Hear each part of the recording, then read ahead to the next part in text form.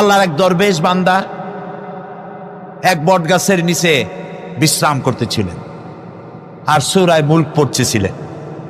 এই আয়াতের কাছে এসেছেন, হাল তারা মিন ফুতুর, দেখতে পাও কোনো ভুল? শুয়ে শুয়ে বলতেছে, আল্লাহ তোমার সৃষ্টি জগতে তো ভুল ধরার কোনো উপায় নাই, কেউ ধরতে পারবে না, তবে আমার চোখে একটা জিনিস বেমানান মনে হয়। ভুল ধরতে কারো ক্ষমতা নেই, একটা জিনিস আমার কাছে বেমানান লাগে। একা একা বলতেছে, সেটা হলো এই, তুমি তাল গাছ বানাইছো যেমন তালও সেই রকম বড়, বেল গাছ যেমন বেলও বড়, নারকেল গাছ যেমন নারকেলটাও বড়, কিন্তু এত বড় বিরাট বট গাছ, ফল একেবারে এতটুকু এতটুকু, এইটা একটু বেমানান লাগতেছে। এই চিন্তা করতেছে দরবেশ সাহেব, হঠাৎ করে একটু বাতাস এসে গাছের ডাল আন্দোলিত হয়েছে, একটা আধা পাকা বটের ফল অনেক উঁচু থেকে ছিঁড়ে এসে দরবেশের নাকের উপরে পড়ছে, নাকটা জ্বলে উঠছে। দরবেশ সাহেব বলছে, আস্তাগফিরুল্লাহ, আল্লাহ এটা তো ফল না, এটা আমার চিন্তার জবাব। আমি চিন্তা করতেছি গাছ আনমান ফল হয় নাই, তাল গাছ যেমন ফল যেমন, বট গাছ যেমন ফল যদি ওই আকারে হইতো, ফলটা যে পজিশন নিয়ে আমার নাকে পড়ছে, এতে তো আমার নাকও যাইতো মাথাও যাইতো। সুতরাং আল্লাহ রাব্বুল আলামিন তার সৃষ্টি জগৎকে আপন কুদরত দিয়ে সুন্দর করে সৃষ্টি করেছেন। ভাগ্যবান তারা যে আল্লাহকে স্বীকার করে 5 ওয়াক্ত নামাজে আল্লাহকে সেজদা দেয়, সুবহানাল্লাহ। আর শিক্ষক নামের, শিক্ষিত নামের কলঙ্ক ওই সব মুসলমান যারা মুসলমানের ঘরে জন্মগ্রহণ করে নিজেকে নাস্তিক বলে পরিচয় দেয়, নিজেকে যারা বামপন্থী বলে পরিচয় দেয়।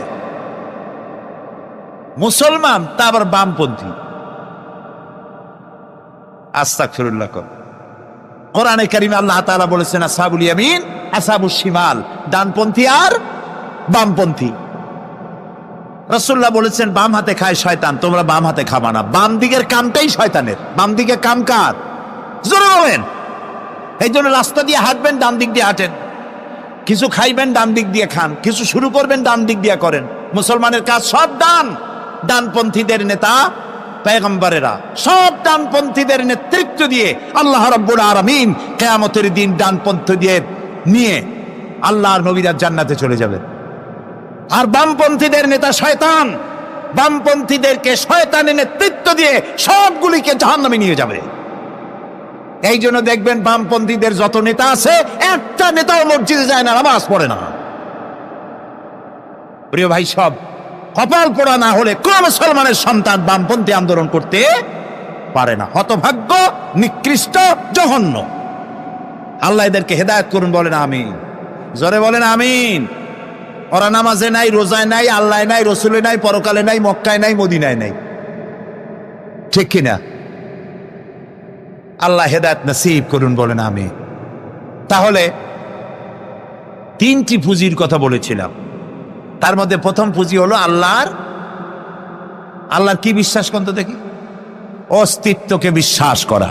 এই অস্তিত্বের উপরে আমি আর আলোচনা করতে চাই না। আমরা বিশ্বাস করি আল্লাহ আছেন, ঠিক না? আচ্ছা, এবার প্রশ্ন করি, আল্লাহ আছেন, কোথায় আছেন? আচ্ছা, বুঝতে পারছি আপনাদের মধ্যে ইখতিলাফ হয়ে গেছে। কেউ বলছেন সব জায়গায়, কেউ বলছেন আরশে, কেউ বলছেন আকাশে। আর যারা বেশি বুদ্ধিমান তারা কোনো জবাব দেন নাই, চিন্তা করছেন কোনটা কইয়ে কোন জ্বালায় পড়ি। আল্লাহ রাব্বুল আলামিন কোথায় আছেন সেই প্রশ্ন আল্লাহ কি করা দরকার? আল্লাহ আপনি কোথায় আছেন, এই প্রশ্ন আমরা করার আগে আল্লাহ রাব্বুল আলামিন কোরআনে কারীমের মধ্যে জবাব দিয়ে দিয়েছেন, আর রাহমানু আলাল আরশিস ইসতাওয়া। সুবহানাল্লাহ। বলে আল্লাহ সব জায়গায় আছেন এ কথা ঠিক নয়। কেন ঠিক নয় সেটাও বুঝাই দেই। সব জায়গা বলতে তার মধ্যে তো টয়লেটও আছে। সব জায়গা বলতে আরো বহুত খারাপ জায়গা আছে, আমি সে জায়গাগুলির নাম নিলাম না। তাহলে আল্লাহ কি সেসব জায়গা আছেন? বলেন নাউজুবিল্লাহ। আল্লাহ নিজেই বলছেন আল্লাহ আছেন আরশে ইসতাওয়া। আল্লাহ আছেন কোথায়? আরশে। আল্লাহ যে আরশে আছে সেই জন্যই তো মানুষেরা হাত উঁচু করে আল্লাহর কাছে, এরকম বলে যে উপরওয়ালা, বলে না, না নিচুওয়ালা বলে, সব জায়গাওয়ালা এরকম বলে, উপরওয়ালা বলে। আল্লাহ আছেন আরশে। কিন্তু প্রত্যেক রাতে তিনি প্রথম আকাশে আসেন। সুবহানাল্লাহ, বান্দাদেরকে ডাকার জন্য আসেন। আল্লাহ সর্বত্র জ্ঞান রাখেন, তার ইলমের মধ্যে এক চুল পরিমাণ জায়গা আকাশেও নাই, জমিনেও নাই যে আল্লাহ রাব্বুল আলামিন ওই জায়গাটুকুন সম্পর্কে তাৎক্ষণিকভাবে অবহিত নন। এমন এক চুল পরিমাণ জায়গা আকাশেও নাই, জমিনেও। এটাই হলো আল্লাহ সব জায়গার জ্ঞান, তার ইলমের মধ্যে সব তিনি জানেন। এ কথা একটি ছোট্ট আয়াতের মধ্যে এভাবে বলা হয়েছে, وَيَعْلَمُ مَا فِي الْبَرِّ وَالْبَحْرِ وَمَا تَسْقُطُ مِنْ وَرَقَةٍ إِلَّا يَعْلَمُهَا।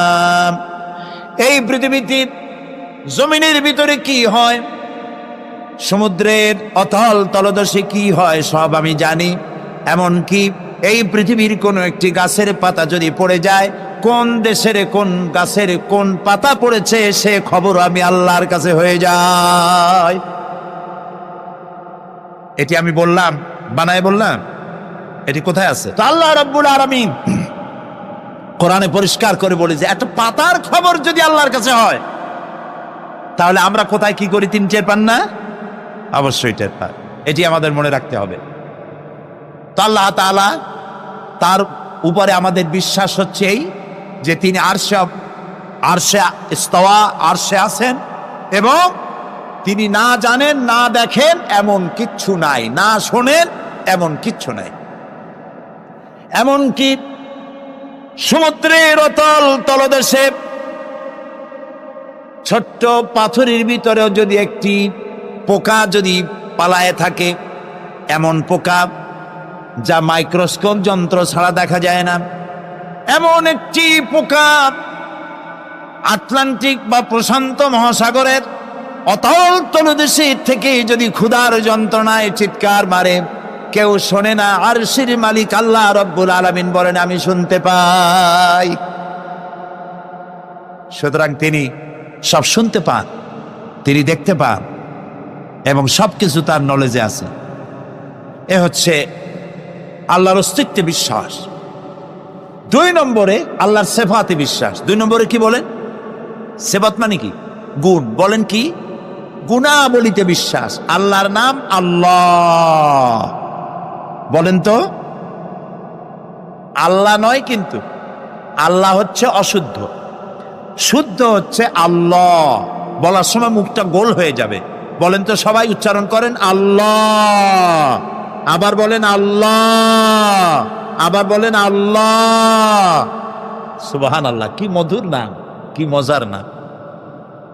কোন বান্দা যদি অন্তরের অন্তঃস্থল থেকে একবার যদি বলে আল্লাহ, আল্লাহ রাব্বুল আলামিন 70 বার সাড়া দিয়ে জিজ্ঞেস করেন বান্দা কি চাও, আমি শুনছি। আল্লাহ হচ্ছে ইসমে জাত, আর সিফাতি নাম হচ্ছে বাকি 98টা নাম। মোট ওয়ালাহুল আসমাউ হুসনা, আল্লাহ তাআলা রয়েছে পবিত্র নাম, অনেক নাম, 99টা নাম। কয়টা নাম? আল্লাহ হচ্ছে ইসমে জাত। এই যে আমরা অনেক সময় খোদা বলি, খোদার কসম, খোদার কিরা, খোদা হাফেজ বলি না আমরা? এই খোদা শব্দ যতটা সম্ভব এই শব্দ উচ্চারণ থেকে বিরত থাকা উচিত, কারণ আল্লাহর 99 নামের মধ্যে খোদা বলে কোনো শব্দ নাই। কেউ যদি 10 লক্ষ বার খোদা বলে, একবার আল্লাহ বলার সমান হবে না, হবে না।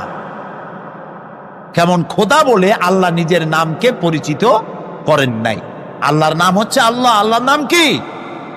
আর বাকি হলো গুণবাচক নাম। তিনি রব, তিনি রাজ্জাক, তিনি ওয়াদুদ, তিনি জব্বার, তিনি কাহ্হার, তিনি রহমান, তিনি রহিম।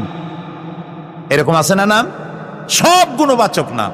এই আল্লাহকে বিশ্বাস করতে হবে। 1 নম্বরে তার অস্তিত্ব, তিনি আছেন। 2 নম্বরে গুণ সহকারে বিশ্বাস করতে হবে। আমরা পানিকে বিশ্বাস করি সে চুবাইয়া ডুবাইয়া মারতে পারে, এই হিসাবে বিশ্বাস করি, ঠিক না? আগুনকে বিশ্বাস করি সে পোড়ায় মারতে পারে। সাপকে বিশ্বাস করি সে দংশন করলে আমি মরে যেতে পারি, ঠিক কিনা? এইভাবে প্রত্যেকটা জিনিসের গুণ সহকারে তাকে বিশ্বাস করতে হয়। সেই জন্য আল্লাহকে আল্লাহ আছেন এইটা শেষ কথা নয়, তার গুণ সহকারে তাকে বিশ্বাস করতে হবে। তিনি হচ্ছেন খেতে দেওয়ার মালিক, রাজ্জাক। মানে বলেন তো নামটা কি? রাজ্জাক মানে কি? রিজেক দাতা। কে রিজেক দাতা? এই জন্য রিজেক চাইতে হবে কার কাছে? আল্লাহর কাছে। কোনো অভাব অভিযোগের জন্য আমি কাউকে বলবো না আপনি আমারে খেতে দেন, আল্লাহর কাছে চাইতে হবে। চাইবো কার কাছে? আল্লাহর কাছে। খেতে দেওয়ার মালিক তিনি। আচ্ছা বলেন, এই পৃথিবীর মধ্যে মানুষেরা বেশি না হাতি, ঘোড়া, বাঘ, ভল্লুক, ময়না, টিয়া, মাছ, পাখি, পতঙ্গ, কীট এগুলো বেশি? কোনটা বেশি? আমরা বেশি না ওরা বেশি? ওরা বেশি। ওরা বেশি। এই যে অসংখ্য হাতি আছে পৃথিবীতে, হাতির পেট বড় না আমার পেট বড়? গন্ডারের পেট বড় না আপনার পেট বড়? কুমিরের পেট বড় না আপনার পেট বড়? আচ্ছা, এখন এই সব প্রাণীদেরকে কে খেতে দেন? আপনার আমার তো ব্যাংকে ডিপোজিট আছে, কম থাকুক বেশি থাকুক, গোলায় ধান আছে, চাউল আছে, বাড়িতেও আছে, আছে না? কিন্তু এই যে পাতিশিয়াল, ফক্স, পাতিশিয়াল চেনেন তো?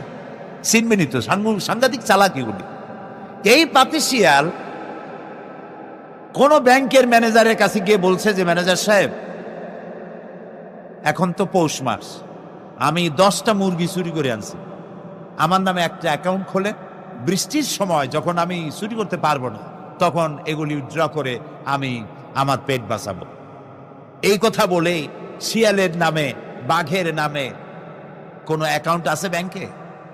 কোরআন শরীফে আল্লাহ তাআলা বলছেন এমন অনেক প্রাণী আছে পৃথিবীতে যারা তাদের রিজেক সংগ্রহ করে রাখে না। আল্লাহ বলেন আমি আল্লাহ তাদেরকে রিজেক দেই। কে দেয়?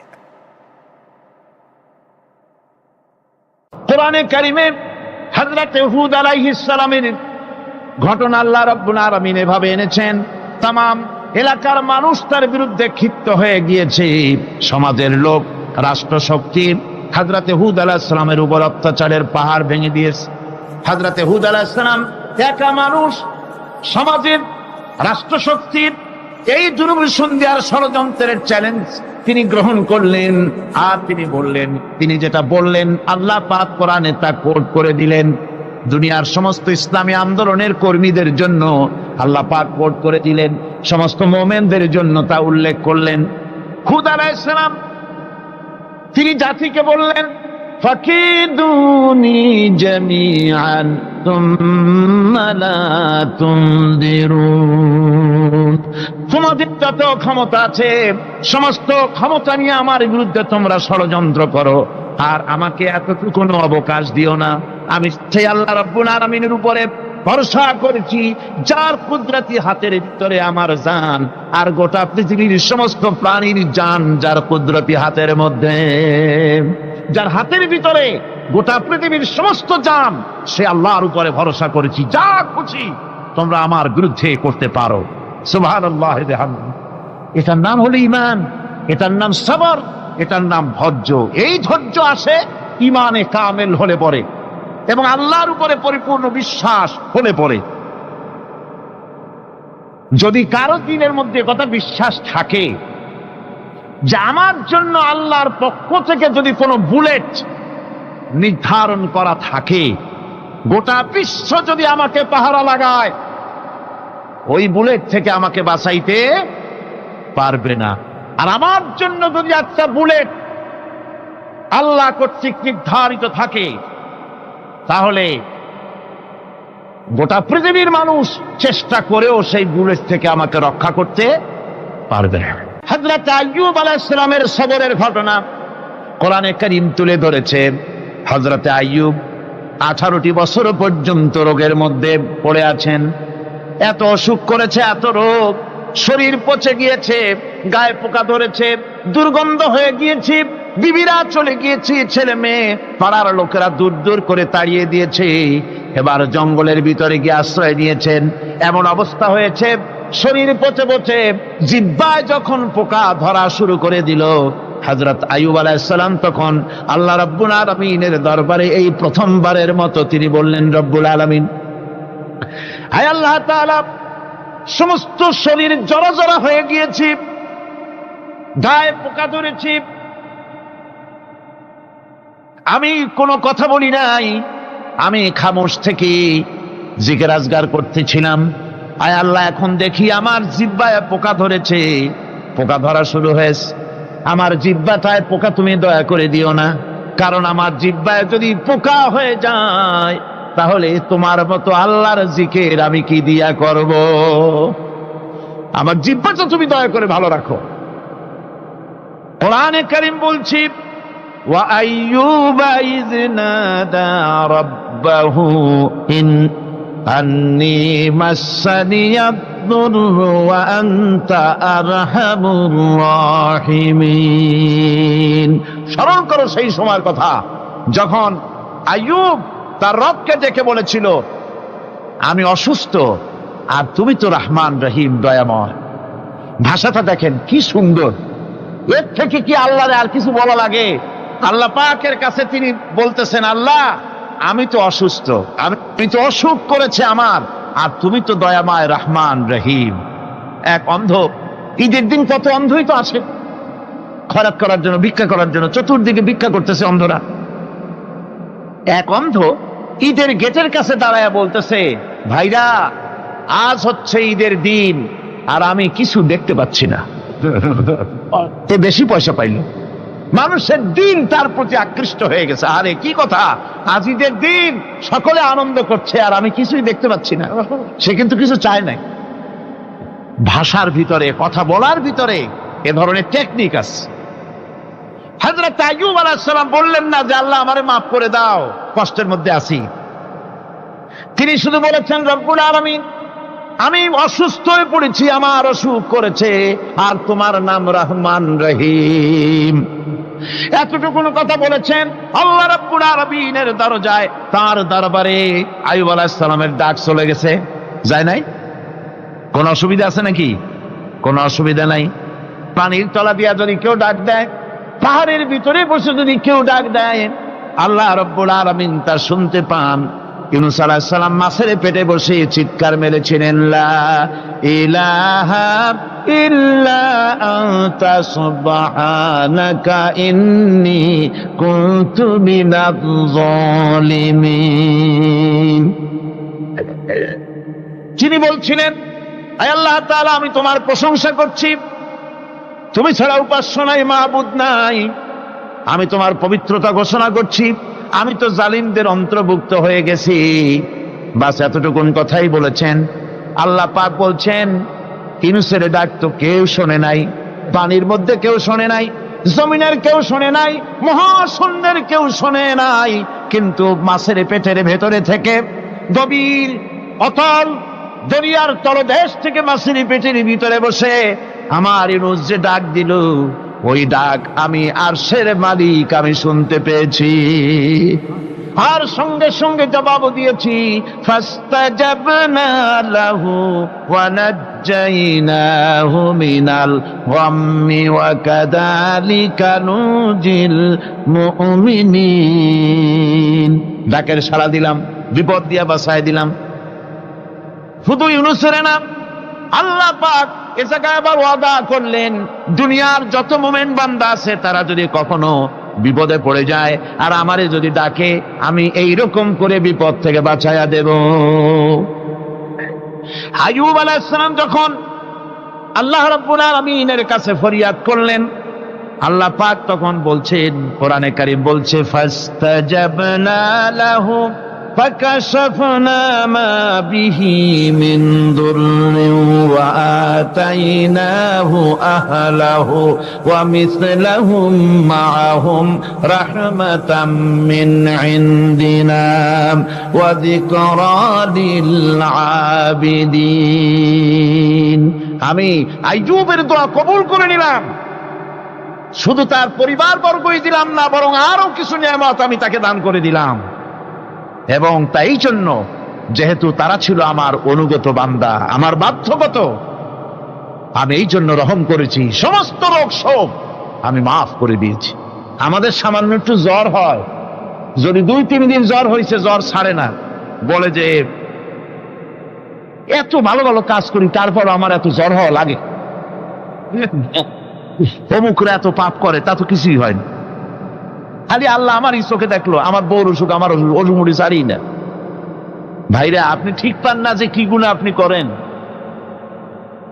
কোরআনে কারীম বলছি, ওয়ামা আসাবাকুম মিন মুসিবাতিন ফাবিমা কাসাবাত আইদিকুম ওয়া ইয়াফু আন কাসীর। যত বিপদ তোমাদের উপর আছে সব দুই হাতের কামাই করা। আর আমি তো অনেকগুলো ক্ষমা করে দেই। তোমরা যত পাপ করো, আকাম করো, সবগুলির শাস্তি যদি দুনিয়ায় দিতাম, সাহস করার সময় পেতে না। অসুখ হলেই অধৈর্য হয়ে যেও না, ধৈর্য ধরো। আল্লাহ পাক বলেন, শুধু আইয়ুব নয়, ওয়া ইসমাঈল ওয়া ইদরিস ওয়া যাল কিফলি কুল্লুম মিনাস সাবিরিন। এইভাবে করে ইসমাঈল, ইদ্রিস, জুলকিফল সবাই ছিল ধৈর্যশীল। জোরে বলেন সুবহানাল্লাহ। ধৈর্যের চরম পরাকাষ্ঠা ছিলেন তিনি। কোরআনে কারীম নবীদের এই কথাগুলি আমাদের শোনাচ্ছেন। হযরত ইয়াকুব আলাইহিস সালাম, কলিজার টুকরা সন্তান হযরত ইউসুফ আলাইহিস সালামের জন্য তার মনটা পাগল ছিল।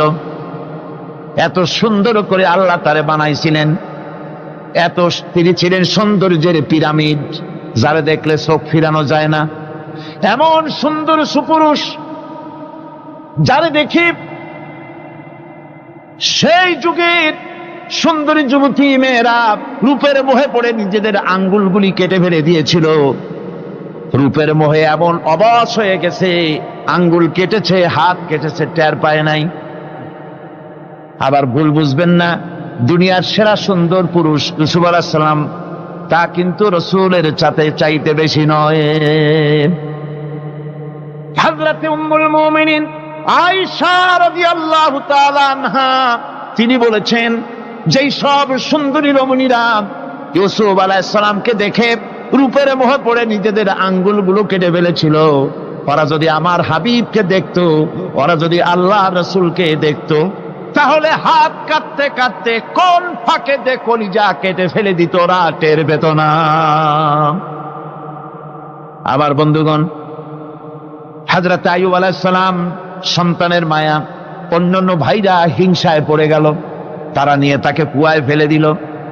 সেখান থেকে তারা একটা ছাগল বা কোনো পশু জবাহ করে তার রক্ত মাখাইয়া জামা এনে হাজির করে দিল হযরত ইয়াকুব আলাইহিস সালামের সামনে, যে তারে নিয়ে খেলা করতে গিয়েছিলাম, আমরা খেলায় লিপ্ত ছিলাম, বাগে খাইয়া ফেলাইছে। এগুলি কি গপ্প? এগুলি কি কোরআন? আল্লাহ পাক শোনাচ্ছেন, বিশ্ববাসীকে শোনাইছেন। সূরা ইউসুফের চাইতে এত সুন্দর উপাখ্যান গোটা পৃথিবীতে আর নাই। সুবহানাল্লাহ। অনেকে ইউসুফ জুলাইখার কেসা খুব মজা করে পড়ে, ফুর্তি করে, প্রেমের গল্প পড়ে। এটা কোনো প্রেমের গল্প নয়। ইউসুফ আলাইহিস সালাম, জুলাইখা ইউসুফ আলাইহিস সালামের জন্য কাঁদতে কাঁদতে চোখ কানা হয়ে গেছে। এরপর ইউসুফ আলাইহিস সালাম জুলাইখারে পাওয়ার জন্য পাগল হয়ে গেছে। নাউজুবিল্লাহ, এটা হয়নি কখনো। তিনি আল্লাহর পয়গম্বর, আর আল্লাহ কেমনে তারে বাঁচিয়েছেন? যখন জুলাইখা ঘরের ভিতরে সুন্দর করে যৌন উন্মাদনামূলক চিত্র অঙ্কিত করে ঘরের মধ্যে আটকায় দিয়েছে, তালা লাগায় দিয়েছে, আর নিজে যৌন উদ্দীপক কাপড় চোপড় পরেছে, না পরার মতোই। সে যুগের সুন্দরী মেয়ে জুলাইখা, তার কুপ্রবৃত্তিকে চরিতার্থ করার জন্য আহ্বান করা হয়েছে। হযরত ইউসুফ আলাইহিস সালাম লক্ষ্য করে দেখলেন, এমন জায়গা, এখান থেকে পালাবার তো পথ নাই, দরজা বন্ধ করে দিয়েছে। তিনি শুধু তখন কেবলমাত্র আল্লাহ রব্বুল আলামিনকে ভয় করলেন। আল্লাহকে ভয় করে আল্লাহর নাম নিয়ে যখন তালাবদ্ধ দরজার দিকে দৌড় দিয়েছেন, আল্লাহ রব্বুল আলামিন আপন কুদরতে তালাগুলি খুলে দরজা তার জন্য উন্মুক্ত করে দিলেন। ইউসুফ আলাইহিস সালামকে ফালাই দিয়ে এভাবে করে কাপড় এনে দিল তার সামনে, রক্তমাখা কাপড় পেয়ে হযরত ইয়াকুব আলাইহিস সালাম সন্তানদের মুখে কাহিনী শুনে তিনি কি বললেন? কোরআনে কারীম তা কোট করেছে। তিনি চিক দিলেন না, ফাল দিলেন না, ফিট হয়ে পড়লেন না। তিনি বললেন, কলিজার টুকরা সন্তান তার মরার খবর শুনেছেন? তিনি বললেন কি? ফাসাবরুন জামিলুন ওয়াল্লাহুল মুস্তাআনু আলা মা তাসিফুন। আমি উত্তম সবর অবলম্বন করব। তোমরা যে কাহিনী রচনা করেছো এর বেলায় আমি আল্লাহর কাছে সাহায্য চাই। আমি উত্তম সবর অবলম্বন করব। আমার ভাইয়েরা, 11 ভাই মনে করেছিল ইউসুফ আলাইহিস সালামকে মরণ কুয়ায় ফালায় দিছি। তারা তো ঠিক পায় নাই এটা মরণ কুয়া না, এটা হচ্ছে একটা সুড়ঙ্গ, যাকে ইংরেজিতে বলে টানেল। এটা এমন একটা সুড়ঙ্গ, ওরা মনে করেছে মরণ কুয়া, কিন্তু আল্লাহ রাব্বুল আলামিন এই কুয়াতে এমন বানালেন, ওরা একদিকে ফালায় দিল মরণ কুয়ায়, এ কুয়ার আর এক মুখ দিয়া আল্লাহ রাব্বুল আলামিন ইউসুফ আলাইহিস সালামকে নিয়ে মিশরের সিংহাসনে বসায়া দিলেন। এটা মরণ কুয়া নয়, এটা রাজ সিংহাসনে বসার সুড়ঙ্গ পথ। ইউসুফ আলাইহিস সালাম আজ প্রেসিডেন্ট, সুবহানাল্লাহ, প্রেসিডেন্ট হয়ে বসে আছেন। ওদিকে কেনানে অভাব লেগে গেছে, সেখানকার মানুষেরা সাহায্য নিতে এসেছে, ওই 11 ভাইও আসছে। হযরত ইউসুফ আলাইহিস সালাম দেখেই চিনে ফেলেছে, ওরা কিন্তু তখনও ঠিক পায় নাই। হযরত ইউসুফ আলাইহিস সালাম চিনে ফেলেছেন। এখন কি করা উচিত? সবগুলাকে ঠ্যাং উপরের দিকে উঠাইয়া তারপরে সমানে ধোলাই দেওয়াই তো স্বাভাবিক ছিল, আমাদের মতো মানুষ হইলে, ঠিক কিনা? ঠিক তো বলবেনি, অভ্যাস তো এটাই। হযরত ইউসুফ আলাইহিস সালাম তাদের সামনে পরিচয় দিলেন। তারা যখন বুঝতে পারল, লজ্জায় তাদের মাথা হেট হয়ে গেল। হযরত, তারা এক তো লজ্জা, আর 2 নম্বরের ভয়, জান নিয়া কেনানে কেউ ফিরে যাইতে পারবো না। এখন অবস্থা হয়েছে যে জীবনই যায় নাকি এখানে। হযরত ইউসুফ আলাইহিস সালাম ভাইদের এই করুণ দুরবস্থা বুঝতে পারলেন, বুঝে চরম ধৈর্য ধরে তিনি কি বললেন? তিনি বললেন, লা তাসরিবা আলাইকুমুল ইয়াউম। ও ভাইরা, তোমাদের বিরুদ্ধে আমার কোনো পাপ নাই, দুঃখ নাই, বিদ্বেষ নাই, হিংসা নাই, আল্লাহর রাস্তায় মাফ করে দিলাম। আল্লাহু আকবার, সুবহানাল্লাহ। এর নাম পয়গম্বর। এর নাম কি? পয়গম্বর। কিসের লেনিন, কিসের মার্কস? জওয়ানেরা, ভুল পথে মানুষ চলেছিল, আলহামদুলিল্লাহ আল্লাহ এগুলারে ডাস্টবিনে ফালাই দিছে। কারণ আলহামদুলিল্লাহ, আলহামদুলিল্লাহ। পয়গম্বর কারে বলে? কারে বলে পয়গম্বর? কি চরিত্র! রাসূল করিম সাল্লাল্লাহু আলাইহি ওয়াসাল্লাম, তাকে একজন সাহাবী বলছিলেন, হুজুর বলছেন এই কামটা করলা না কেন? সাহাবী বললেন, হুজুর আপনি যদি চোখের ইশারায় বলতেন, মুখ দিয়ে না কইয়া, তাও তো আমি কামটা করে ফেলতাম, আমি তো বুঝি নাই। হুজুর বললেন, চোখের ঠারে ঠারে কাজ করা নবুয়তের শান নয়। আল ওয়াদুহু ওয়াস সারাহা, নবীরা যা করেন তা ডাইরেক্ট, কোনো বক্রতা নাই, স্পষ্ট কথা। আমার ভাইরা, হযরত ইউসুফ আলাইহিস সালাম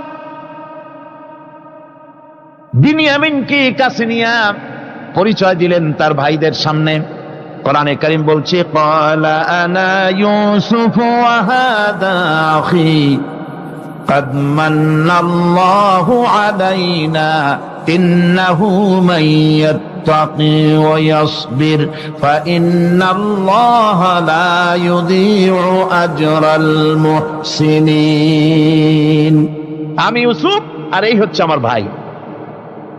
আল্লাহ আমাদের উপর ইহসান করেছেন।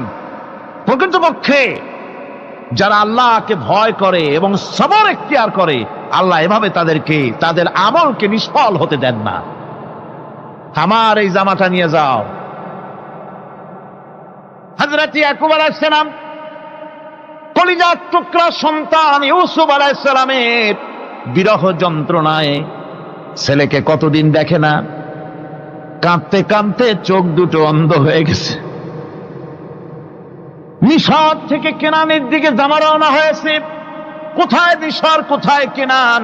জামা যখন রওনা হয়ে গেছে, হযরত ইয়াকুব বলতেছেন, আমি যেন আমার ইউসুফের গন্ধ নাকে পেতেছি। জামাত চলে এলো, চোখের উপরে রাখলেন, আল্লাহ রাব্বুল আলামিন তাকে চক্ষুষ্মান বানায়া দিলেন। ভাইরা আমার, পয়গম্বরেরা সবর করে গোটা দুনিয়ার মানুষের সামনে দৃষ্টান্ত সেট করেছেন সবর কারে কন। আমার ভাইরা, হযরত ইব্রাহিম আলাইহিস সালামের কথা আল্লাহ পাক কোরআনে কারিমে বলছেন সবর কারে কয়, দেখো শেখো সবর কারে কয়। আল্লাহ পাক বললেন, ইব্রাহিম তোমার বিবি আর তোমার নবজাতক এই সন্তানকে রেখে আসো মক্কা নগরীতে। তিনি চলে গেলেন, সেখানে ঘর নাই, বাড়ি নাই, কিচ্ছু নাই, চতুর্দিকে ধুধু বালু আর মরুভূমি। হযরতে হাজরা বলছেন, ইব্রাহিম সামান্য পানি আর খাবার দিয়া আমার সন্তান শুদ্ধ এখানে রেখে দিতেছো, আমি কি অপরাধ করেছি? কোনো জবাব নাই। দুইবার তিনবার বলার পরে হাজরা বলছেন, ইব্রাহিম গো, তবে কি আমার আল্লাহর হুকুম মতো আমারে রেখে যাচ্ছ নাকি? হযরত ইব্রাহিম আকাশের দিকে আঙ্গুল উঁচু করলেন, কথা বলবেন বাক শক্তি বেরোচ্ছে না। 80 বছর বয়সের সময় একটা বাচ্চা আল্লাহ তারে দিছেন, আর এমন বাচ্চা পয়গম্বরের ছেলে, কি সুন্দর চেহারা, মরুভূমির উপরে ফালাই দিয়ে রওনা হয়ে যাচ্ছেন, মুখ দিয়া কথা সরছে না, আকাশের দিকে দেখালেন। হযরত হাজরা বুঝতে পারলেন। হযরত হাজরা বলেন, ইব্রাহিম কোনো চিন্তা নাই, নিশ্চিন্ত মনে বাড়ি ফিরে যাও। আমি আমার আল্লাহর উপরে এতটা ভরসা করি, আল্লাহর হুকুমে যদি আমার এখানে রেখে যেয়ে থাকো, আল্লাহ পাক আমাকে আর আমার কলিজার টুকরা ইসমাইলকে পানিতে আর খাবারে মারবেন না, অবশ্যই তিনি ব্যবস্থা করবেন। ব্যবস্থা হয়ে গেল। হযরত ইসমাইল বড় হয়ে গেলেন। আল্লাহ পাক অর্ডার করলেন, জবাহ করো ছেলেকে। হযরত ইব্রাহিম আলাইহিস সালাম যখন জবাহের প্রস্তাব করলেন, হযরত ইসমাইল তা আপত্তি করতেন, বাবাজি আমার মায়ের আর আমাকে বাচ্চা অবস্থায় ফেলে গেলেন, খাবার দেন নাই, পরার দেন নাই, বছরের পর বছর আমাদের এখানে কাটলো, দেখতেও আসেন নাই, আজ আসছেন জবাহ দিতে, এটা কেমন কথা? কি ধরনের বাপ আপনি? এরকম বলছে নাকি? এরকম বলছে। হযরত ইব্রাহিম আলাইহিস সালাম প্রস্তাবটা কিভাবে পারলেন? আল্লাহ পাক কোরআনে কারিমে দৃষ্টান্ত রেখে দিয়েছেন। আল্লাহ পাক বলছেন, হযরত ইব্রাহিম ছেলেকে বললেন, ইয়া বুনাইয়া,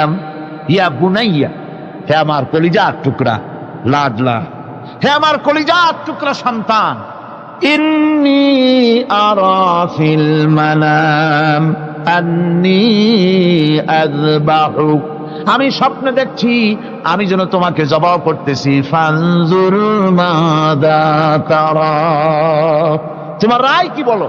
আমি তো স্বপ্নে দেখছি যে আমি তোমার জবাহ করতেছি, এখন তোমার রায় কি, তোমার মত কি? হযরত ইসমাঈল আলাইহিস সালাম শুনিয়া দিলেন দৌড়, নাকি? না, হযরত ইসমাঈল আলাইহিস সালাম ধৈর্যের প্রতীক, তিনি কি কথা বললেন? তার মুখের কথা কোরআন শরীফে আল্লাহ পাক উঠায় দিলেন। হযরত ইসমাঈল বললেন, ইয়া আবাতি ফাআল মা তু'মারু সাতাজিদুনি ইনশাআল্লাহু মিনাস সাবিরিন, হে আমার পিতা, আপনি যে ব্যাপারে আদিষ্ট হয়েছেন আপনি তা পালন করুন, অবশ্যই আমাকে ধৈর্যধারীদের মধ্যে পাওয়া যাবেন। সুবহানাল্লাহ।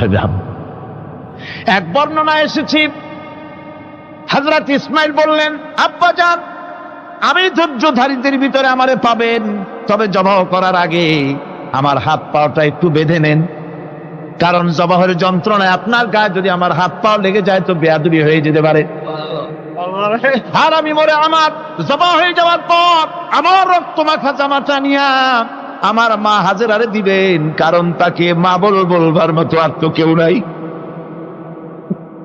হযরত ইব্রাহিম তাকে বাঁধবার জন্য প্রস্তুতি নিলেন। হযরত ইসমাঈল বলছেন, আব্বাজান বাঁধবেন না, বাঁধার প্রয়োজন নাই। বলে, কেন? একবার বাঁধতে বললে আবার তুমি নিষেধ করছো কেন? ছেলে বলছেন, আব্বাজান বাঁধবো না এই জন্যে, হয়তো কিয়ামতেই প্রশ্ন উঠতে পারে যে আল্লাহর হুকুমে রাজি ছিল না বলে হাত পা বাঁধা জবাহ করছে, আমি এই সুযোগ দিব না, আপনি জবাহ করেন, আমি এতটুকু নড়াচড়া করব না। ধৈর্যের চরম প্রতীক হযরতে ইসমাঈল আলাইহিস সালাম দেখাই দিয়েছেন ধৈর্য কারে কয়। আমার বন্ধুগণ, এই পৃথিবীর সবচাইতে ধৈর্যের বড় প্রতীক হতেছেন ইমামুল মুরসালিন, আশরাফুল আম্বিয়া, সাইয়্যিদুল মুরসালিন জনাবে মুহাম্মাদুর রাসূলুল্লাহ সাল্লাল্লাহু আলাইহি ওয়াসাল্লাম। আমার বন্ধুগণ, সবচাইতে বড় ধৈর্যের প্রতীক তিনি। কাউকে একটা গালি দেন নাই জীবনে, কাউকে ঠাট্টা করেন নাই, কাউকে মারেন নাই, কারো মনে দুঃখ দেন নাই। তিনি দুঃখ পেয়েছেন, তিনি কাউকে দুঃখ দেন নাই। তিনি কষ্ট পেয়েছেন, কাউকে কষ্ট দেন নাই। আমার ভাইয়েরা, তায়েফের ময়দান, আমার নিজের চোখে তায়েফে যেদিন আমি তায়েফ দেখলাম, আমি তায়েফে ঢুকেছি, জীবনে কোনোদিন যাই নাই। রমজান মোবারকে আমি সেখানে গেলাম, আমাকে বসার জন্য তারা নিয়ে যাবে। আমি বললাম আগে বসবো না, আমারে আগে নিয়ে যাও, আমার নবীকে কোন জায়গায় ওরা মেরেছিল সে জায়গাটা দেখাও। তায়েফের সেই গলিতে যখন আমি গিয়েছি, দুই দিকে পাহাড় দাঁড়ানো, তায়েফের লোক আমার সাথে ছিল, তারা বলল এই জায়গাটা প্রথম যেখানে চতুর্দিক থেকে নবীজিকে পাথর মারছিল আর আল্লাহর নবী বেহুশ হয়ে পড়ে গিয়েছিলেন। 3টা দিন না খাওয়া, হযরতে খাদিজা নাই, আবু তালিব নাই, মক্কায় জায়গা নাই পা রাখার। নবীজি 3টা দিন ঘুরলেন। নেতারা বলল তুমি যদি নবী হবে তো এতিম হলে কেন? আল্লাহ নবী বানাবার জন্য কি একটা ধনী মানুষ পায় নাই? তোমার মতো এতিম আর গরিবের নবী বানাইলো কেন? আল্লাহ নবী 3 দিন পর যখন দেখলেন কেউ দাওয়াত শোনে না, কেউ মানে না, কেউ গ্রহণ করে না, তখন তিনি নেতাদের অনুরোধ করলেন, ঠিক আছে দাওয়াত তো কবুল করলে না, তবে একটা কাজ করো, অন্তত আমি যে তায়েফে আসছিলাম এই খবরটা মক্কায় দিও না, ওরা আরো অত্যাচার বাড়ায় দেবে। এই কাফিরগুলি খবর তো মক্কায় পাঠালো, আর সমস্ত যুবকদেরকে লেলিয়ে দিল। যুবকেরা চতুর্দিকে দাঁড়াইছে, রাসূলকে পাথর মারা শুরু করে দিল। আমি যখন রেল লাইনের থেকে হাঁটি, যখন রেল লাইন কোনো সময় দেখি, রেলের পাথরগুলি, রেল লাইনের পাথরগুলি দেখলেই আমার মাথায় যেন কেন তায়েফের কথা মনে এসে যায়। আরে মানুষের গায়ে পাথর মারলে কি অবস্থার সৃষ্টি হয়? পাথর নূরের শরীর, রহমতের শরীর, কিটি কিটি রক্ত ঝরছে। নবীজিকে জোর করে উঠাইয়া জবরদস্তি করে হাঁটার জন্য তারা ধাক্কা মারতেছে। আবার কিছুদিন গিয়ে নবীজি আবার বেহুশ হয়ে পড়েছেন, এইখান থেকে আবার উঠাইছে, আবার ধাক্কা মারতেছে। 3 নম্বরের আর একটা জায়গা আছে যেখানে ভাঙ্গা একটা মসজিদ। তায়েফের লোকেরা আমাকে বলল এই জায়গাটা হলো শেষ জায়গা যেখানে রাসূল করিম 3য়-বারের মতো বেহুশ হয়েছিলেন, এখানেই হুজুরের রক্ত ঝরেছে বেশি। 2 রাকাত নামাজ পড়লাম, সিজদায় পড়ে এমন কান্না কাঁদলাম আল্লাহর কাছে।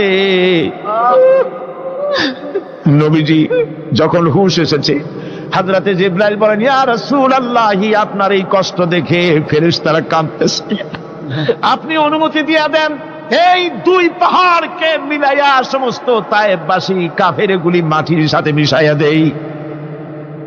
নবীজি বললেন, জিবরাইল, আমি যদি হুকুম করি আর আমার হুকুম মতো যদি এই কাম করো, একটা কাফেরও যদি না বাঁচে তাহলে কার মুখে পৌঁছাবো লা ইলাহা ইল্লাল্লাহু মুহাম্মাদুর রাসূলুল্লাহ। আমার ভাইরা, হযরত সাল্লাল্লাহু আলাইহি ওয়াসাল্লাম উঠে বসলেন। এমন সময় হযরতে যায়েদ শরীরের রক্তগুলি মুছে দিতেছেন। হযরত সাল্লাল্লাহু আলাইহি ওয়াসাল্লাম বসে 2খানা হাত উত্তোলন করলেন। নবীজির চোখ থেকে পানি গড়ায় পড়তেছে। আরে কেউ নাই, আল্লাহ ছাড়া কেউ নাই সাহায্য করার। নবীজি হাত তুলে মোনাজাত করতেছেন, চোখ দিয়া পানি পড়ে দাড়ি ভিজে পড়তেছে, গায়ে দিয়া রক্ত ঝরতেছে।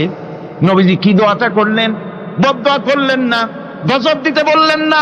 নবীজি দোয়া করলেন, রব্বুল আলামিন, এই তায়েফের লোকেরা আজকে আমার সাথে যে ব্যবহারটা করেছে, ওরা বোঝে নাই যে আমি তোমার নবী, ওরা বোঝে নাই যে আমি তোমার রাসূল, না বুঝে আমার উপরে যে অত্যাচারটা করলো, আল্লাহ তুমি এই জন্য রাগ করে এই তায়েফে তুমি গজব দিও না।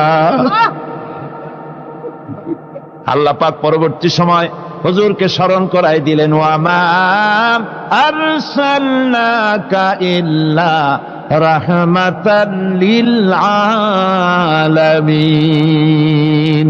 ও নবী, আপনি হচ্ছেন আমার সমস্ত সৃষ্টি জগতের জন্য, আপনি আমার রহমত, আমার গোটা বিশ্বের জন্য আপনার, আমার সৃষ্টি জগতের জন্য আপনি আমার করুণা। একটা লোক রাসূলের এই কষ্ট দেখে বাগান থেকে এক গ্লাস আঙ্গুরের শরবত এনে হাজির করেছে। এত কষ্টের পর 3 দিনের না খাওয়া আঙ্গুরের একটা শরবত পাইয়া হুজুর খুব খুশি হলেন। শরবত গ্লাস পান করে হুজুর বলছেন, তোমার নাম না আত্তাস? তিনি বলছেন, হ্যাঁ হুজুর, আমার নাম আত্তাস। তোমার বাড়ি না ইউনূস আলাইহিস সালামের গ্রামে? বলে, হ্যাঁ, আমার বাড়ি সেই গ্রামে। তা আপনি কি করে জানলেন আমার নাম আত্তাস আর আমার বাড়ি ইউনূস আলাইহিস সালামের গ্রামে? আপনি জানলেন কি করে?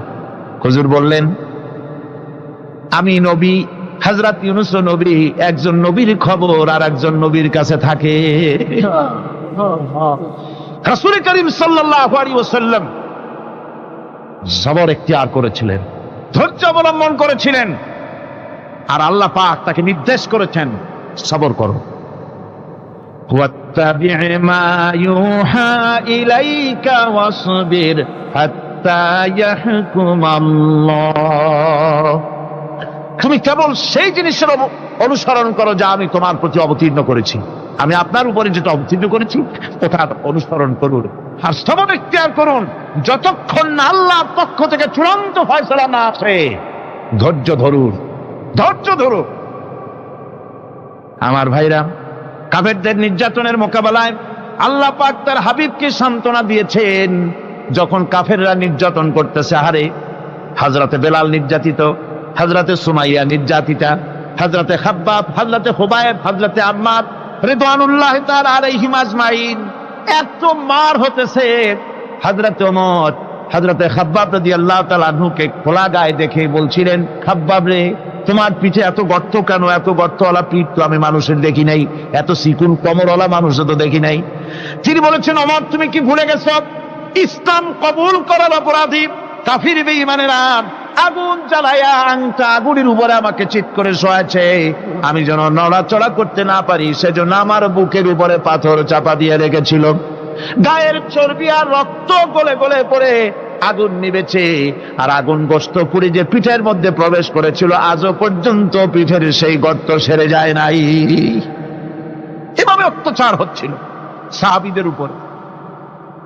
আল্লাহ রাব্বুল আলামিন তার হাবিবকে সান্ত্বনা দিলেন, ওয়াসবির ওয়ামা সাবরুকা ইল্লা বিল্লাহি ওয়ালা তাহজান আলাইহিম ওয়ালা তাকু ফি যায়কিম মিম্মা ইয়ামকুরুন।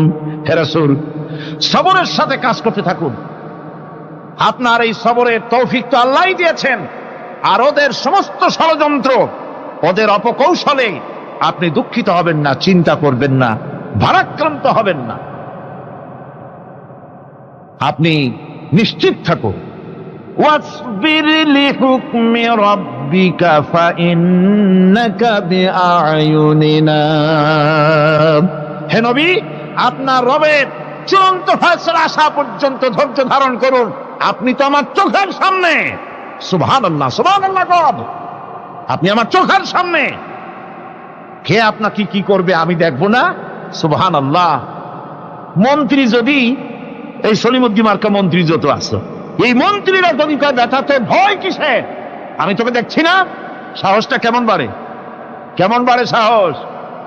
আরে কোনো মন্ত্রী ছাতা মাথা না, কোন প্রেসিডেন্ট রাজা বাদশা না, আকাশ আর জমিনের মালিক আমার আল্লাহ রাব্বুল আলামিন বলছেন, হাবিব, কোন চিন্তা নাই, আপনি আমার চোখের সামনে। ওরা চায় আপনাকে দুনিয়া থেকে মিটাই দিতে, আর আমি চাই ওয়ারাফানা লাকা যিকরাক, আপনার প্রশংসা তো হবে গোটা বিশ্ব জুড়ে, সর্বত্র ছড়িয়ে যাবে আপনার নাম। সুবহানাল্লাহ বিহামদিহি।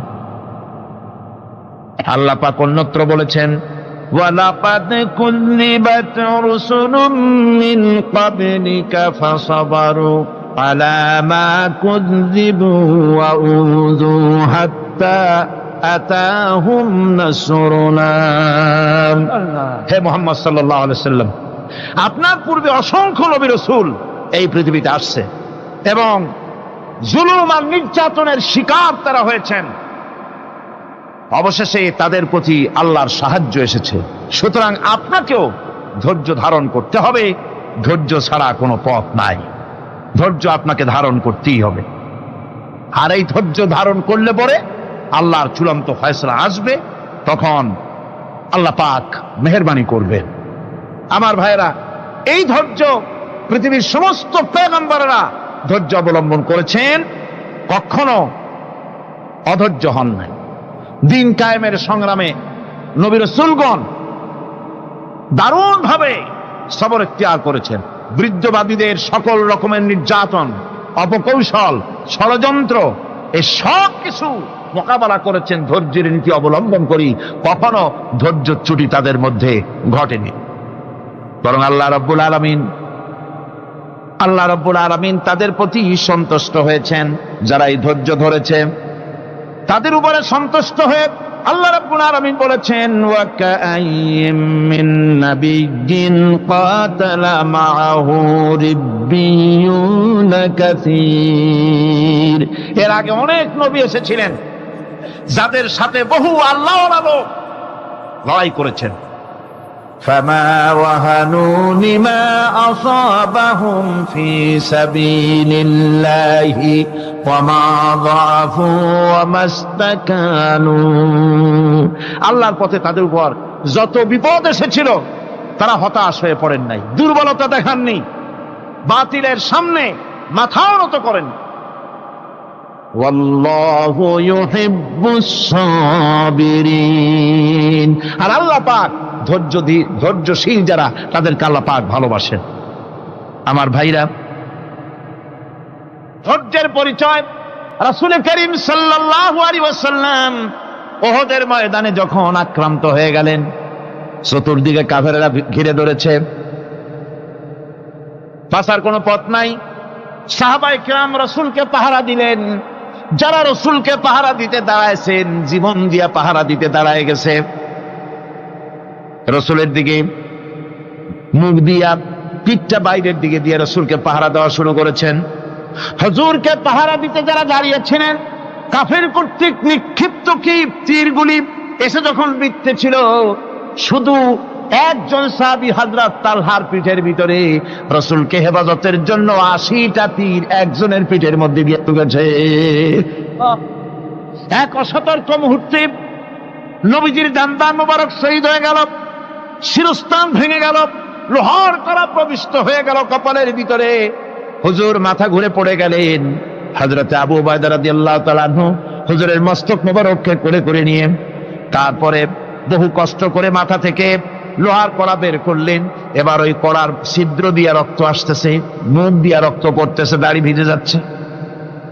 বুখারী শরীফে এসেছে, আল্লাহর নবী দুইখানা হাত নিজের চেহারার উপরে মলে আনে টাটকা রক্ত চোখের সামনে দেখে বলছেন, আহারে, এই কওমের ফালাত কি করে হবে, এই কওমের মুক্তি কি করে হবে, এই কওমের নাজাত কি করে হবে, যে কওম তার নবীর চেহারা রক্ত দিয়ে লাল বানাইয়া দিল।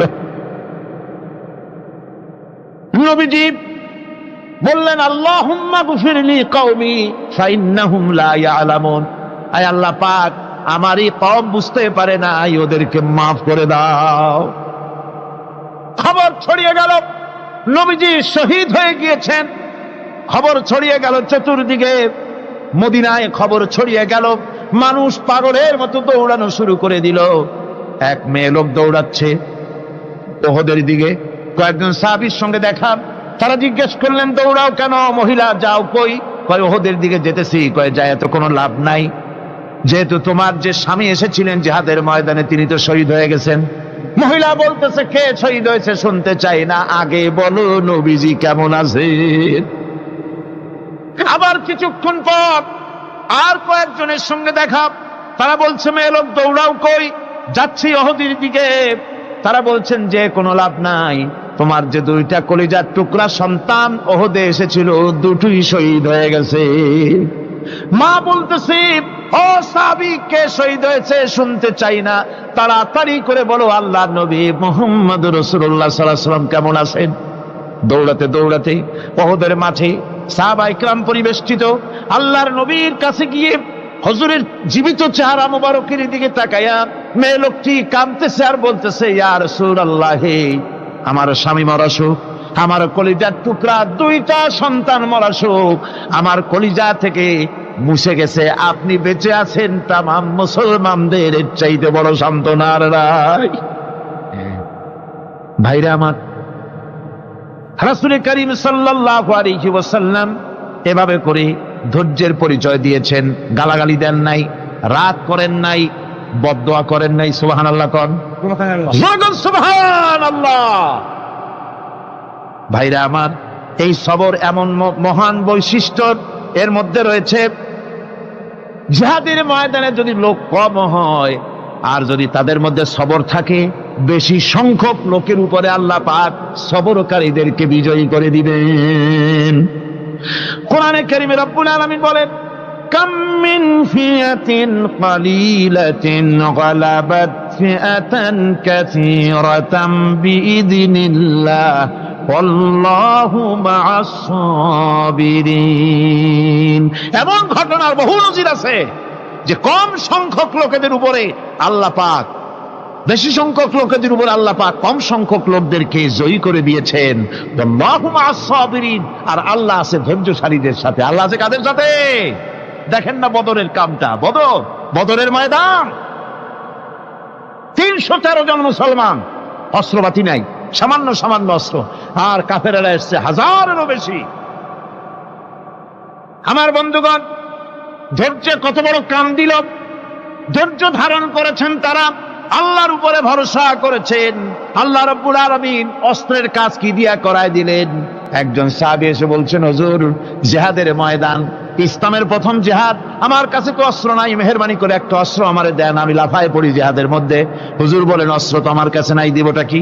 সাহাবী বলছেন, হুজুর, অস্ত্র না থাকে যা পারেন তাই দেন, আপনার হাত দিয়ে যা দিবেন আমি দাঁড়ায় থাকতে পারবো না, জিহাদে আমাকে শরীক হতেই হবে। নবীজি কাছে পেলেন একখানা শুকনা খেজুরের ডালখানা তুলে সাহাবীর হাতে তুলে দিলেন। সাহাবী বলেন, রাসূলের হাতের দেওয়া শুকনা খেজুরের ডালটা নিয়ে আমি যখন কাফেরদের ভিড়ের মধ্যে ঝাঁপায় পড়ে যখন শুকনা খেজুরের ডাল দিয়ে আঘাত দিলাম, তখন ধারালো তরবারে দিয়ে আঘাত করলে যে কাম হয়, শুকনা খেজুরের ডালের আঘাতে কাফের দ্বিখণ্ডিত হয়ে জমিনে পড়ে গেল। ভাইরা আমার, আল্লাহ রাব্বুল আলামিন সবর যারা করে, সংখ্যা যদি কম হয়, আল্লাহ পাক তাদেরকে বিজয়ী করে দেবেন, এই ওয়াদা আল্লাহ রাব্বুল আলামিন করেছেন।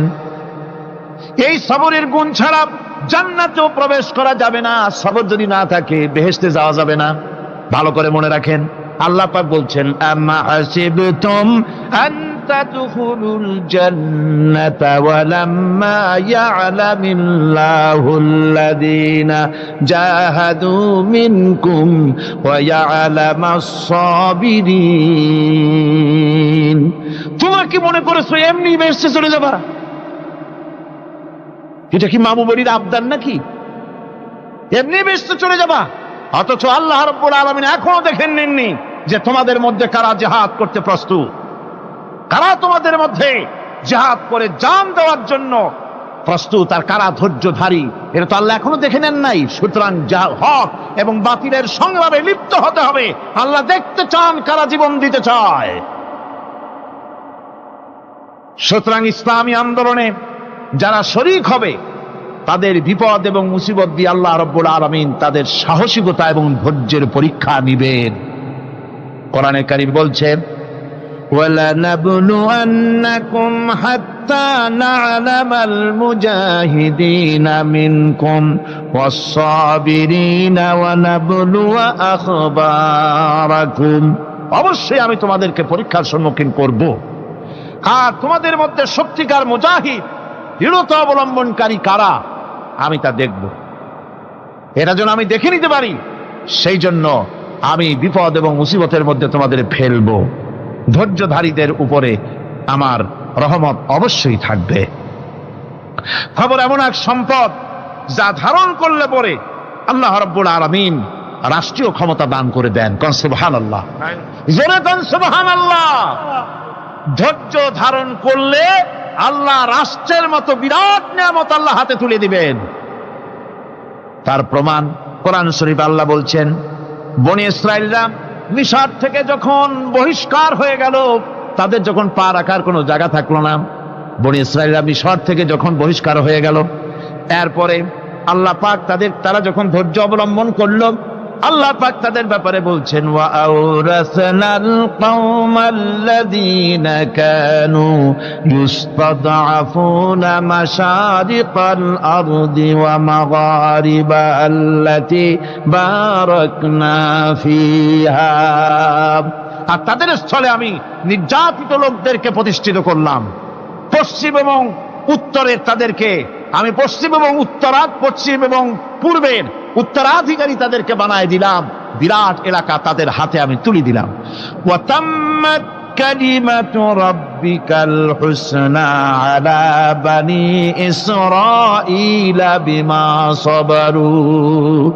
আর এভাবে করে আল্লাহ পাক তার কথাকে পূর্ণ করলেন বনি ইসরাইলদের উপরে। সবর এখতিয়ার করার জন্য, ধৈর্য ধরার কারণে আল্লাহ পাক রাষ্ট্রের মালিক তাদের বানায় দিলেন। যেরকম সুবহানাল্লাহ। সবর যদি করা হয়, তো যুদ্ধ যদি বাদে, যদি জাহাজ শুরু হয়ে যায়, আল্লাহ পাক বলেছেন ফেরেশতা দিয়ে সাহায্য করবে। যদি সবর থাকে তোমাদের, সবর থাকলে আল্লাহ কি দিয়ে সাহায্য করবেন? ফেরেশতা। কোরআনে কারীম বলছি, বালা ইন তাসবিরু ওয়া তাত্তাকু ওয়া ইয়াতুকুম মিন ফাওরিহিম হাদা ইউমদিদুকুম রাব্বুকুম বিখামসাতি আলাফিম মিনাল মালাইকাতি মুসাউমিন। হ্যাঁ, তোমরা যদি ধৈর্য অবলম্বন করো আর আল্লাহকে ভয় করে চলো, তাহলে এক্ষুনি আল্লাহ রাব্বুল আলামিন তোমাদের জন্য কাতারে কাতারে শৃঙ্খলাবদ্ধ 10,000 ফেরেশতা দিয়ে তোমাদেরকে সাহায্য করবেন। সুবহানাল্লাহ। তোমাদেরকে ফেরেশতা দিয়ে সাহায্য করা হবে। তোমরা যদি সবর এখতিয়ার করো, তাহলে সংখ্যা যদি কম হয়, বেশি সংখ্যার উপরে জয়ী করে দেব।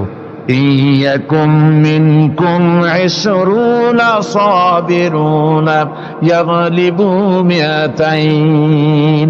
যদি তোমাদের ভিতরে ধৈর্যশীল 20 জন হয়, আমি 200 কাফেরের বিরুদ্ধে তোমাদেরকে জয়ী করে দেব। সুবহানাল্লাহ। তোমরা যদি হও ধৈর্যশীল 200, কি কয় 20 জন, 200 কাফেরের উপরে তোমরা জয়যুক্ত হয়ে যাবে। আর বিপদ আর মুসিবতে যারা ধৈর্য ধরে, তাদের জন্য আল্লাহর পক্ষ থেকে সুসংবাদ। সুসংবাদ কাদের জন্য? ধৈর্যধারীদের জন্য। কোরআনে কারীম বলছে, ওয়াবাশশিরিস সাবিরিনাল্লাযীনা ইযা আসাবাতহুম মুসিবাতুন ক্বালু ইন্না লিল্লাহি ওয়া ইন্না ইলাইহি রাজিউন। সুসংবাদ সেই সব ধৈর্যশালীদের জন্য যারা নাকি বিপদ এবং মুসিবতে আসলে যারা বলে, কি বলে? পড়েন আমার সাথে, ইন্না লিল্লাহি ওয়া ইন্না ইলাইহি রাজিউন। এটা শুধু আমাদের লোকেরা কেউ মরলে পড়ে, এটা শুধু মরার সময় নয়, বরং যে কোনো বিপদ আর মুসিবত এলে মোমেন বান্দা যারা, তারা কি পড়বে? ইন্না লিল্লাহি ওয়া ইন্না ইলাইহি রাজিউন। নিশ্চয়ই নিশ্চয়ই আমরা আল্লাহর জন্য এবং আমাদের সকলকেই আল্লাহর কাছে ফিরে যেতে হবে, প্রত্যাবর্তিত হতে হবে। সবরকারীদের জন্য রয়েছে জান্নাতের সুউচ্চ সম্মানের জায়গা। জান্নাতে সবচেয়ে সম্মানজনক জায়গা আল্লাহ রাব্বুল আলামিন ধৈর্যশালীদেরকে দান করবেন। কোরআনে কারীম বলছে, উলাইকা ইউজসাউনাল গুরফাতা বিমা সাবারু ওয়া ইউলাক্কাউনা ফিহা তাহিয়াতাও ওয়া সালামা। এরা হলো সেই সব লোক যাদেরকে প্রদান করা হবে বেহেশতের সুউচ্চ মঞ্জিল, কারণ তারা সবর এখতিয়ার করেছিল, তারা সবর করছিল। এই জন্য বেহেশতের সবচাইতে ভালো জায়গা তাদের দেওয়া হবে। কোন আলহামদুলিল্লাহ, জোরে কোন আলহামদুলিল্লাহ। এবং জান্নাতে সবরকারীদেরকে সম্বর্ধনা দেওয়া হবে, সম্বর্ধনা দেওয়া হবে। খালিদিনা ফিহা হাসুনাত মুস্তাকাররাও ওয়া মুকামা। চিরদিন তারা জান্নাতের ভেতরে বসবাস করবে এবং কতই না সুন্দর, কতই না উত্তম জায়গা সবরকারীদের জন্য আল্লাহ বেহেশতের মধ্যে রেখে যাবেন। জান্নাতে প্রবেশ করার সাথে সাথে চতুর্দিক থেকে ফেরেশতারা ছুটে আসবে সবরকারীদের জন্য। ওয়াল মালাইকাতু ইয়াদখুলুনা আলাইহিম মিন কুল্লি বাব। চতুর্দিক থেকে ফেরেশতারা তাদেরকে ইস্তেকবাল করবে, কি বলবে? সালামুন আলাইকুম বিমা সাবারতুম ফানি'মা উকবাদ-দার। তোমাদের প্রতি শান্তি বর্ষিত হোক, কারণ তোমরা পৃথিবীতে সবর অবলম্বন করেছিল। কতই না উত্তম জায়গা, কতই না সুন্দর জায়গা আল্লাহ রাব্বুল আলামিন সবরের বিনিময় তোমাদেরকে দান করেছেন। সুতরাং এই সবর হচ্ছে মুসলমানদের জন্য সবচেয়ে বড় নিয়ামত। আজ আমার তো মনে হয় পৃথিবীতে মুসলমানরাই সবচেয়ে বেসবর। ট্রেনে যাবে, বসা নিয়ে বেসবর, টিকিট নিয়ে বেসবর, বাসের মধ্যে বেসবর, বাজারে যাবে বেসবর, স্কুলে যাবে বেসবর, যেখানে যান সব জায়গায় আমরা বেশি অধৈর্য, ঠিক কিনা কর? সামান্য সামান্য জিনিস নিয়ে ঝগড়া করা, মারামারি করা, এই হচ্ছে আমাদের ট্র্যাডিশন।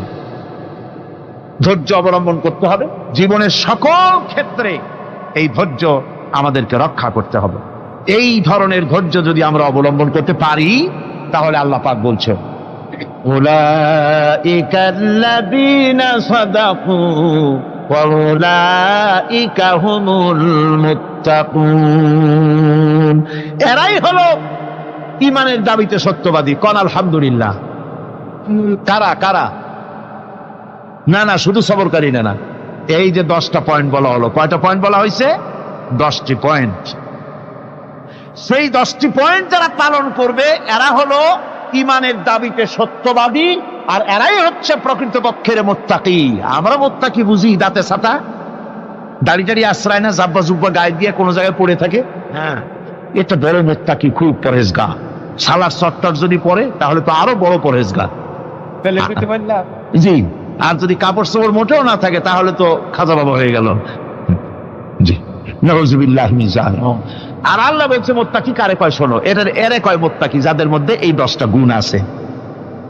এই 10টি সত্য যদি সম্পাদন করতে পারি, যদি আমল করতে পারি, জীবন ধন্য হয়ে যাবে। সেই 10টি কথা আমি আবার আপনাদের স্মরণ পটে তুলে দিতে চাই, প্যাকেট করে পকেটে উঠাই দিতে চাই, যেন বাড়ি নিয়ে যেতে পারেন।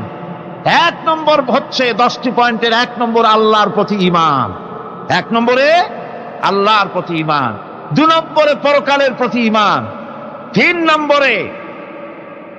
নম্বরে ফেরেশতাদের উপর ঈমান, 4র্থ নম্বরে কিতাবের প্রতি ঈমান, 5ম নম্বরে নবীদের প্রতি ঈমান, 6ষ্ঠ নম্বরে সহায় সম্বলহীন, নিকটবর্তী আত্মীয়, ইয়েতিম, মিসকিন, প্রবাসী, মুসাফির, সাহায্য প্রার্থী, এদেরকে মুক্ত করার জন্য এদেরকে সাহায্য প্রদান করা।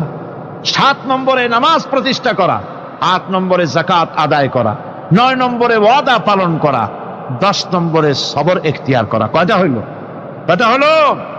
এই 10টি কাজ যদি আমরা পালন করতে পারি, বিপদে মুসিবতে ধৈর্য ধারণ করতে পারি, যত মুসিবত আসুক, আসলে এগুলি কিছু না। মুসিবত আল্লাহ টেস্ট করবেন, মুসিবত দিয়া আল্লাহ টেস্ট করেন। দেখা যায় যে ওদের শক্তি খুব বেশি, চোখে আপনি দেখতে পারেন, কিন্তু আল্লাহ বলছেন ইন্না কায়দাশ শায়তানে কানা দাঈফা। বাতিলরা হলো শয়তান। বাতিলরা কি? আর ওদের চক্রান্ত আসলেই দুর্বল। এদের চক্রান্ত আসলে কি? দুর্বল। কাজেই এগুলিকে ভয় করা যাবে না। বিপদে মুসিবতে ধৈর্য ধারণ করে যদি অগ্রসর হওয়া যায়, তো আল্লাহ রাব্বুল আলামিন এই 10টি পয়েন্ট যদি আমল করা যায়, দুনিয়াও শান্তি পাবো, আখিরাতেও শান্তি পাবো। যত মুসিবত আসুক, বিপদ আসুক, ধৈর্যের সাথে মোকাবেলা করতে হবে। ধৈর্যের অর্থ কি? আমি আগেই বলেছি, ধৈর্যের অর্থ হচ্ছে অবিচলতা, দৃঢ়তা, বরদাস্ত করা, সহিষ্ণুতা, ধীরতা, স্থিরতা। ধৈর্যের অর্থ এটা নয় একজন একটা থাপ্পড় মারলো আর আপনি বলবেন যে বাবা ব্যথা পাইছে নাকি, তাহলে আরো একখান থাপ্পড় দিয়া দাঁত আমার সবগুলো ভালাই দেয়। এর নাম ধৈর্য নয়। ধৈর্য হচ্ছে পরিস্থিতির মোকাবেলা করতে হবে সাহসিকতার সাথে, এর নাম হচ্ছে ধৈর্য। ওই যে আমি একটা দৃষ্টান্ত দিয়ে থাকি। এক সাপ একবার মুরিদ হয়েছিল এক পীর সাহেবের কাছে। পীর বলছিলেন যে না, আমি তো এইসব সাপ টাপ মুরিদ বানাই না। কয় না হুজুর, আমারে বানান। তারপরে মুরিদ বানায় কিছু অজিফাতারে শিখাই দিল, আর বললো খবরদার কাউকে দংশন করবা না। ঠিক আছে, সে যায়া জিগারাজগার শুরু করে দিয়েছে। এর মধ্যে জমিনে রাখাল আসছে, ধান কাটছে, ধানগুলো নিবি কি করে, দড়ি দাড়ি পাচ্ছে না। তো কি করা যায়, বানবে কি দিয়া? সন্ধ্যার পরে অন্ধকারে দেখে যে দড়ি একটা পড়ে আছে। ও যে কি দড়ি তা তো ওরা বুঝে না, ওইটারে নিয়া ধানরে ফেসাইয়া লেজ দিয়ার মাথা দিয়ে এরকম করে বাসেটারে দিয়ে বাঁধছে। সাপ তখন বলতেছে, হায় হায় রে, কেবল যে মুরিদ হইছি, তা না হলে তুই ঠিক পাইতি যে আমি কি ধরনের দড়ি। এরপরে নিয়ে বাড়ি নিয়ে ভালাই দেশে ডরে খুলে সাপটার ঘাড় গেছে মস্কিয়া। বহুত কষ্ট করে হুজুরের বাড়ি গিয়ে হাজির, কয় যে হুজুর কি একখান জিকের শিখাইলেন, আমার তো ঘাটটার মস্কে শেষ। আশ্চর্য কথা, কত মানুষ মুরিদ হইলো, কত কিছু মুরিদ হইলো, কারো তো জিকের করলে ঘাড় মস্কে যাবে কেন? এটা কেমন কথা? কয় হুজুর ঘটনাই। আরে বেটা ঘটনা এইটা, তুই কি করছিলি? কয় যে আপনি যে নিষেধ করছেন দংশন করতে, আমি তো দংশন করতে পারিনি। আরে বেটা, দংশন করতে নিষেধ করছিলাম, ফোঁস করতে তো নিষেধ করি নাই। তোরে যখন দড়ি মনে পেরে হাত দিছিল, ফোঁস করে উঠতি, ওই রাখা লাভ দিয়া বন আর পার হইয়া দিল্লি চলে যেত। কাজী ধৈর্যের মানে শীত হয়ে পড়ে না। ধৈর্য মানে অবিচলতা, দৃঢ়তা নিয়ে শক্তি সঞ্চয় করে আল্লাহর উপরে ভরসা করে বাতিলের বিরুদ্ধে ঝাঁপিয়ে পড়তে হবে, বাতিল উৎখাত হতে বাধ্য হবে। অনাটনে, বিপদে, মুসিবতে আর হক আর বাতিলের সংঘর্ষ চলাকালীন ধৈর্য ধারণ করা, এটা হলো সবচাইতে একটা বড় কোয়ালিটি। কোরআনে কারিমে সবর শব্দটি সবচাইতে বেশি ব্যবহার করা হয়েছে। সর্বাধিক ব্যবহৃত শব্দ কোনটি? সবর। সবর আরবি একটি মৌলিক শব্দ, এমন একটি মৌলিক শব্দ যার তাৎপর্য অন্য কোন ভাষা দিয়া খবরটা বললে যেমন বোঝানো যায়, অন্য কোন ভাষা দিয়া এটার অর্থ করে এটার হক আদায় করা সম্ভব না। আর এই সবর কোরআনে কারিমে বিভিন্ন জায়গায় বিভিন্ন অর্থে ব্যবহার হয়েছে। যেমন সবর শব্দের অর্থ হচ্ছে অবিচলতা, বাংলায় যা বোঝানো যায়। সবর শব্দের অর্থ হচ্ছে অবিচলতা, দৃঢ়তা, সহিষ্ণুতা, মন মেজাজের সমতা, ধীরতা, স্থিরতা, কষ্ট সহিষ্ণুতা, বরদাস্ত করা। এগুলি এই সবরের এই শব্দ, এই অর্থগুলি কোরআনে কারিমের বিভিন্ন জায়গায় বিভিন্ন রকম এটাকে ব্যবহার করা হয়েছে। সবর একটি মৌলিক মানবীয় গুণ। এই গুণ যার মধ্যে আছে, সে তার নৈতিকতার শীর্ষে পৌঁছে যেতে পারে। আর এই গুণটি যার মধ্যে অভাব, এই সবর যার ভিতরে নাই, সে মানুষের পর্যায়ে পড়ে না। যত অসুবিধা, যত কষ্ট, যত রকমের বিপদ মুসিবত, যত রকমের অসুবিধার সৃষ্টি হয়, তার মূলীভূত কারণ হচ্ছে ধৈর্যের অভাব, সবরের অভাব। দুনিয়ার সমস্ত নবী রাসূলগণ সবর অবলম্বন করেছেন। তারা ছিলেন সবরের মূর্ত প্রতীক। সবর কাকে বলে দুনিয়াবাসীকে তারা তা দেখিয়ে দিয়েছেন। নিজ নিজ কওমের কাছ থেকে যখন কওমের কাছে নবীরা দাওয়াত দিয়েছেন, ইসলামের দ্বীনের দাওয়াত দিয়েছেন, তখনই সমাজপতিরা, রাষ্ট্রশক্তি তাদের উপরে, নবীদের উপরে ভেঙে পড়েছে, অত্যাচার করেছে। আল্লাহর পয়গম্বরেরা এই সমস্ত অত্যাচারের মোকাবেলায় চরম ধৈর্যের পরিচয় দিয়েছেন। কোরআনে কারিমে উল্লেখ করা হয়েছে, অত্যাচারের মোকাবেলায় আম্বিয়া কেরাম যা বলেছেন সেটা হলো এই, ওয়ামা লানা আল্লা নাতাওয়াক্কালা আলাল্লাহি ওয়া ক্বাদ হাদানা সুবুলানা। আল্লাহ পাক বলেন, পয়গম্বরেরা বলেছেন আমরা আল্লাহর উপরে ভরসা করব না, তো কার উপরে ভরসা করব? তিনিই তো আমাদেরকে সঠিক পথ দেখিয়েছেন, সঠিক রাস্তা আমাদের দেখিয়েছেন, সুতরাং তার উপরেই তো আমরা ভরসা করব। وَلَنَصْبِرَنَّ عَلَى مَا آذَيْتُمُونَا وَعَلَى اللَّهِ فَلْيَتَوَكَّلِ الْمُتَوَكِّلُونَ।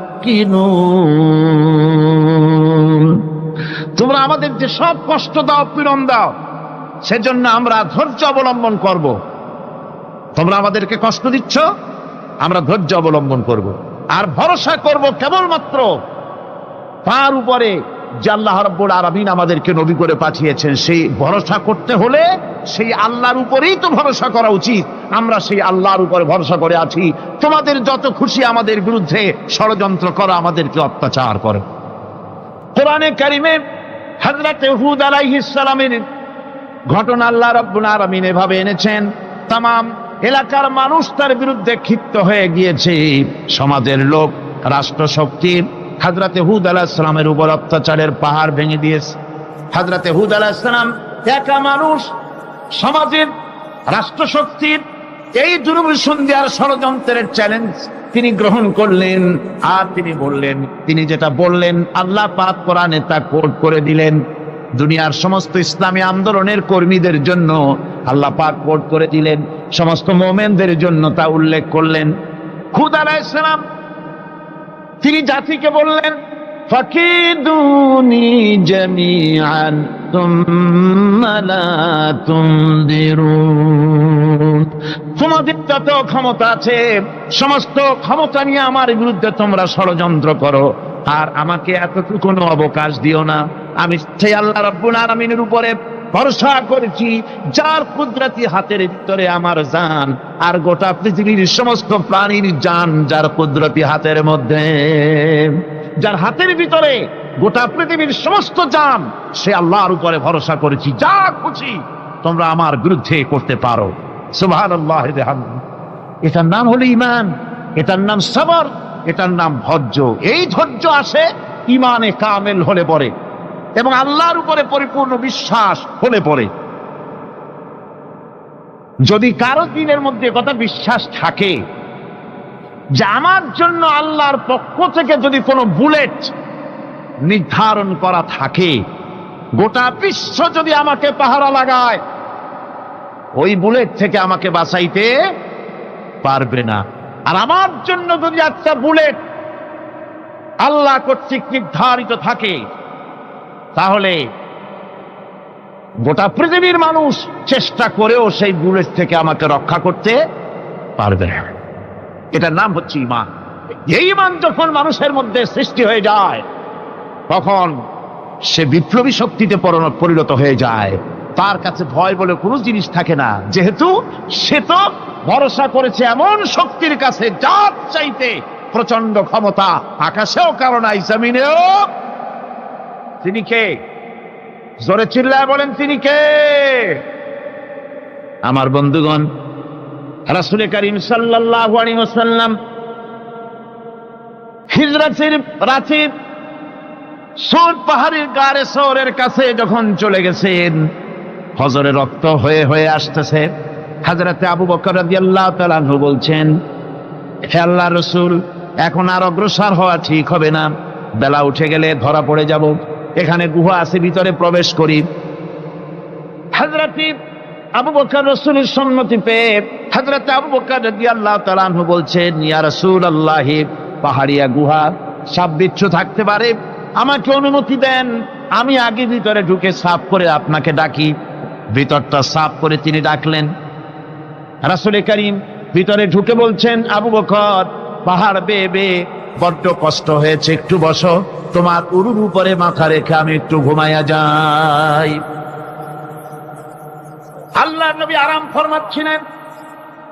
সকালবেলায় কাফির বেঈমানরা যখন আস্তে আস্তে করে গুহা মুখে পৌঁছে গেছে, পায়ের চিহ্ন এখানে শেষ, তাদের নিশ্চিত ধারণা এর ভিতরে নবীজি আছেন। বলছে, বেরিয়ে আসো। একজন বলে নাই, আর একজন বলে আছে। এভাবে তাদের মধ্যে দ্বিমত হয়ে গেল। হযরত আবু বকর বলছেন, ইয়া রাসূলুল্লাহ, আমরা তো ধরা পড়ে গেছি, আমাদের তো আর উপায় নাই। এই গুহাটা এতই অগভীর, শুয়ে যদি হাঁটু উঁচু করা যায় উপর থেকে দেখা যায়, বসলে পরে মাথা দেখা যায়, ধরা তো পড়ে গেছি, উপায় নাই। আল্লাহর নবী তখন তার হাবিব, তার বন্ধুকে কি বললেন? বিশ্ববাসীর জন্য আল্লাহ পাক কোরআনে তা উঠায় দিলেন। নবীজি তার বন্ধুকে ডেকে বললেন, লা তাহজান ইন্নাল্লাহা মা'ানা। ও আমার সাথী, কোনো চিন্তা করো না, ভয় পেও না, শঙ্কিত হয়েও না, আমরা মাইনরিটি নই, আমরাই মেজরিটি, কারণ আল্লাহ রাব্বুল আলামিন আমাদের সাথে আছেন। সুবহানাল্লাহ। এই চিন্তা, এই ধারণা যদি মানুষের মনের মধ্যে থাকে, তাহলে কখনোই তার মন দুর্বল হবে না, ঈমান দুর্বল হবে না। ربنا ظلمنا أنفسنا وإن لم تغفر لنا وترحمنا لنكونن من الخاسرين ربنا لا تزغ قلوبنا بعد إذ هديتنا وهب لنا من لدنك رحمة إنك أنت الوهاب আয় আল্লাহ তাআলা, এই বিশাল জনসমুদ্র নিয়ে তোমার দরবারে হাত তুলেছি পবিত্র মেরাজের রজনীতে।